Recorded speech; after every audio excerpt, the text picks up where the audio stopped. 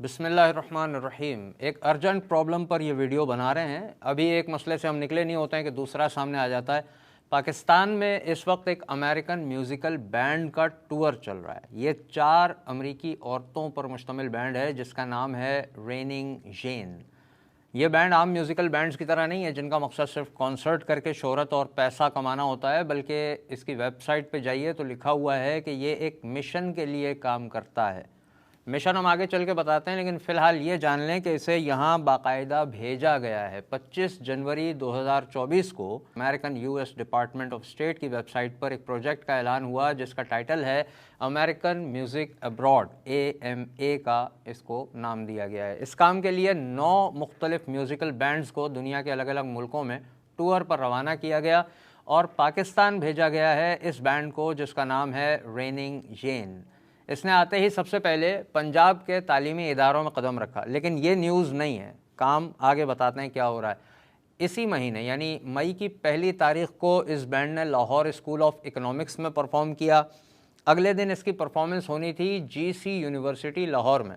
University की भोली भाली इंतज़ामिया ने इस परफॉर्मेंस के लिए ना सिर्फ इजाज़त दी बल्कि बाकायदा एक नोटिफिकेशन जारी किया और तमाम डिपार्टमेंट्स को पाबंद किया कि फ़ीमेल स्टाफ और फीमेल स्टूडेंट्स की हाज़िरी इस बैंड की परफॉर्मेंस के अंदर यकीनी बनाएं। लेकिन इस बैंड की असलियत GC कॉलेज की एक तलबा तंजीम जानती थी, उसका नाम है PSC। उन्होंने प्रोटेस्ट किया और कामयाब प्रोटेस्ट के नतीजे में ये बैंड अपना मिशन वहाँ अंजाम नहीं दे पाया। इनकी परफॉर्मेंस वहाँ नहीं होने दी गई। लेकिन उसी शाम 2 मई को लाहौर फोर्ट में इनका एक कामयाब प्रोग्राम हुआ जहां ख़वातीन ही इसकी मेन ऑडियंस थीं। 4 मई को इनका टारगेट था मुल्तान यूनिवर्सिटी की तालिबात और वहां का फ़ीमेल स्टाफ, लेकिन कुछ ईमान वाले तलबा और तालिबात वहां भी मौजूद हैं। उनकी कोशिशों से ये नहीं हो पाया, कैंसिल हो गया। US कौंसलेट जनरल लाहौर ने मुल्तान यूनिवर्सिटी को ईमेल के ज़रिए ये बताया कि कुछ नागुज़ीर वजूहात की बिना पर यह बैंड परफॉर्म नहीं कर पाएगा मुल्तान यूनिवर्सिटी में, लेकिन यूनिवर्सिटी का बेहद शुक्रिया कि उन्होंने अपना कैंपस हमारे हवाले कर दिया था। जल्दी हम इस तरह के मज़ीद प्रोग्राम्स के साथ दोबारा हाजिर होंगे। ये बैंड अभी रुका नहीं है, इसका टूर जारी है। अगला प्रोग्राम कब और कहाँ है ये आगे चल के मैं आपको बताता हूँ, लेकिन इसका मिशन क्या है वो समझ लें। बैंड की वेबसाइट पर लिखा है कि 10 साल से ये बैंड म्यूज़िक डेवलप कर रहा है। आगे लिखा है कि यह बैंड बहुत सारे सोशल इम्पैक्ट प्रोजेक्ट्स का हिस्सा रहा है। सोशल इम्पैक्ट का मतलब है माशरे पर अपना असर डालना। अब वो असरात भी समझ लें, ये है एक्चुअल जो मकसद है इस वीडियो को बनाने का। बैंड की एक मेंबर बेकी गेबहार्ट ने 2018 में शादी की है। बुरी बात नहीं है, शादी करना चाहिए, लेकिन शादी की है एबी लाइन से। ये दोनों औरतें हैं। कुछ समझ आया? हमारी तालिबात और मुअल्लिमात को टारगेट ऑडियंस बनाना, उनके सामने परफॉर्म करना और परफॉर्म करने वालियाँ खुद हमजिन्स परस्त। ओपन वालदैन के कान खड़े हो रहे हैं ये सब सुन के या नहीं? पूरा बैंड LGBT कम्युनिटी का हिस्सा है। बेकी गेबहार्ट खुद हमजिन्स परस्त है, वो अपने आप को क्वेयर कहती है। क्वेयर हमजिन्स परस्तों की एक ख़ास इस्तिलाह है, टर्म है, जिसका मतलब है कि जब जैसा महसूस हो वैसा बन जाने वाले, यानी जब जी चाहे मर्द के साथ इन्वॉल्व हो जाएं, जब जी चाहे औरत के साथ इन्वॉल्व हो जाएं या दोनों के साथ हो जाएं। और ये हमारी बहनों बेटियों के सामने परफॉर्म कर रही हैं। पाकिस्तान में आकर हमारे तालीमी इदारे इनको अपने कैंपसेस दे रहे हैं, कानून नाफिज करने वाले इदारे इनको तहफ़्फ़ुज़ फराहम कर रहे हैं, अमेरिका इनको भेज रहा है। मैं फिर पूछता हूँ, वालिदैन के कान खड़े हो रहे हैं ये सब सुनकर या नहीं? बैंड की वेबसाइट पर एक नाम और भी है जिससे इनका पुराना ताल्लुक़ बताया गया है, जेसन थॉमस मराज, जो ख़ुद को दुनिया के सामने वाज़े तौर पर बाइसेक्सुअल कहता है, यानी मर्द और औरत दोनों के साथ सेक्सुअली इन्वॉल्व होने वाला।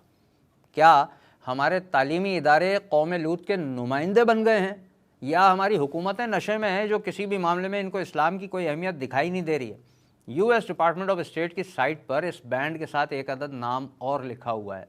इस किरदार को इस बैंड के साथ जोड़कर पाकिस्तान भेजा गया है। इस कैरेक्टर का नाम है नतालिया ज़करमन। नतालिया अपने लिए ख़ुद कहती है कि मैं अपनी शनाख्त क्वेयर के तौर पे करवाती हूँ, इसके अलावा मैं हमजिन्स परस्त औरत की शनाख्त भी रखती हूँ और समझती हूँ कि इन अल्फाज में एक तारीख़ छुपी हुई है जिनसे इनको एक ताकत मिलती है। अगर मैं आपसे ये पूछूं कि ये सारी बातें किसी इंटरव्यू में बताने का क्या मकसद है, इस चीज़ को समझें, ये अहम है। हम किसी की शक्ल देखकर कभी नहीं बता सकते कि फ़लाँ शख्स हमजिन्स परस्त है या बाइसेक्सुअल है या क्वेयर है वगैरह, शक्ल पर नहीं लिखा होता। और अगर कोई हो भी, जैसे पहले भी होमोसेक्सुअल मर्द औरत जो हैं वो मुख्तलिफ ज़मानों में मौजूद रहे हैं, जो कुछ वो करते थे छुप के करते थे, उनको पता था कि ये जुर्म है। लेकिन अब ये लोग प्रोग्राम्स करते हैं, इंटरव्यूज़ देते हैं, टीवी शोज़ में इनको बुलाया जाता है, मेहमान बनाया जाता है और ये खुलकर बताते हैं कि हमारी शनाख्त गे है, लेस्बियन है, क्वेयर है, बाइसेक्सुअल है, एसेक्सुअल है वगैरह वगैरह। क्यों? नॉर्मलाइज करने के लिए, आपके कानों में बार बार ये अल्फाज डालने के लिए। अब हम क्योंकि समझा रहे हैं तो हमें इन अल्फाज का इस्तेमाल बार बार करना पड़ता है। गुनाह कबीरा के इस अमल को माशरे में फैलाने के लिए ये लोग अपने आप को एक शिनाख्त देते हैं। पहले ये काम करते थे छुप के, और अब ये अपने आप को शिनाख्त देकर उस काम को एक जायज़ अमल बताते हैं। यानी एक है हमजिन्स परस्ती का अमल जो पहले छुप के होता था, और एक है अमल का ऐलान करना, और वो अमल करने वाला अपनी एक शिनाख्त बनाए जो अब मुआशरे में प्रोमोट किया जा रहा है। LGBT को एक वैल्यू देना और उसे इंसानी ज़िंदगी का एक आम सा हिस्सा बनाकर मनवा लेना, ये है एक्चुअल मिशन। और अगर यहाँ कोई ये कहना चाहे कमेंट में आके कि बैंड के मेंबर्स चाहे कोई भी हों, वो उनका ज़ाती मसला है, हमें तो म्यूज़िक एंजॉय करने से मतलब है, तो ये बातें बड़ी पुरानी हो चुकी हैं, इनमें कोई जान नहीं बची, इनमें कुछ नहीं रखा। हकीकत ये है कि अमेरिका अपनी फाइनेंसिंग से, अपने फंड से US काउंसलेट के थ्रू पाकिस्तान में इस मिशन पे काम कर रहा है। दुनिया भर में और भी इन्होंने भेजे हैं जगह जगह। अगर ये सब पर्सनल मैटर हो, अगर ये सब पर्सनल मैटर है, तो अमेरिका क्यों इसको फंड कर रहा है, क्यों इसे फाइनेंस कर रहा है, क्यों अपना पैसा लगाकर इसे प्रमोट कर रहा है? पाकिस्तान में हमजिन्स परस्ती को मुस्तकिल बुनियादों पे एक रियलिटी बनाने पर काम हो रहा है। हम बार बार आपको ये बातें बताते रहते हैं। होमोसेक्सुअलिटी जैसी खुली बेगैरती के इन सिंबल्स को पाकिस्तान भेजना, ऑडियंस में बाकायदा तालिबात और फीमेल स्टाफ को टारगेट करना, तालीमी इदारों का उनको इजाज़त देना, हुकूमत का उनको तहफ़्फ़ुज़ देना, मिशन तो साफ दिखाई दे रहा है।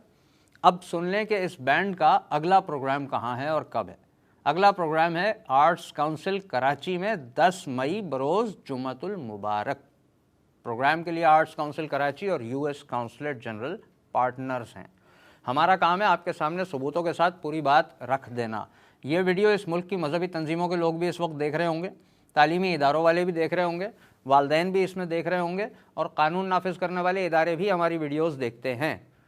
उनसे ये अर्ज़ करना चाहता हूँ कि हम अकेले नहीं हैं जिनको इस बैंड की हकीकत मालूम है। हम नहीं चाहते कि एक नया तमाशा खड़ा हो जाए। जो इनकी असलियत जानता है, कोई ऐसा शख्स या गिरोह कानून को हाथ में ले और फिर वो दुनिया के सामने एक तमाशा लगे दोबारा कि मुसलमानों और पाकिस्तान को दहशतगर्द कहने का राग अलापा जाए, सोशल मीडिया पे दोबारा एक जंग छुड़ जाए कि भाई आपको कानून हाथ में नहीं लेना चाहिए था, तो पहले बता दिया कि ये सब क्या हो रहा है। एक बाशऊर प्लेटफॉर्म होने की हैसियत से हम मजहबी तहरीकों और तंजीमों और कानून जानने वालों से ये दरख्वास्त कर रहे हैं कि लीगल वे में इसको रोकने के लिए जो कुछ हो सकता है वो किया जाए। सिर्फ कराची का प्रोग्राम कैंसिल करने से कुछ नहीं होगा, बल्कि इस बैंड समेत इस किस्म की तमाम एक्टिविटीज़ को सरज़मीन पाकिस्तान से मुस्तकिल बुनियादों पर ख़त्म किया जाए। और इन द लास्ट वालदैन से दरख्वास्त है जिनकी औलादें स्कूल, कॉलेज, यूनिवर्सिटी में पढ़ रही हैं कि ज़रा वहाँ होने वाले प्रोग्राम्स पर नज़र रखें। जदीद दौर के रोब में आकर आप अपनी औलादों से दबे मत, उन पर नज़र रखें। यह ना हो कि इस्लाम के नाम पर बनने वाले इस मुल्क में जो मेन प्रोडक्ट हो वो हमजिन्स परस्त हों कि वो हम पैदा कर करके दे रहे हैं, और आप दुनिया और आखिरत में अपनी औलाद की वजह से ज़िल्लत व ख्वारी का सामना करें।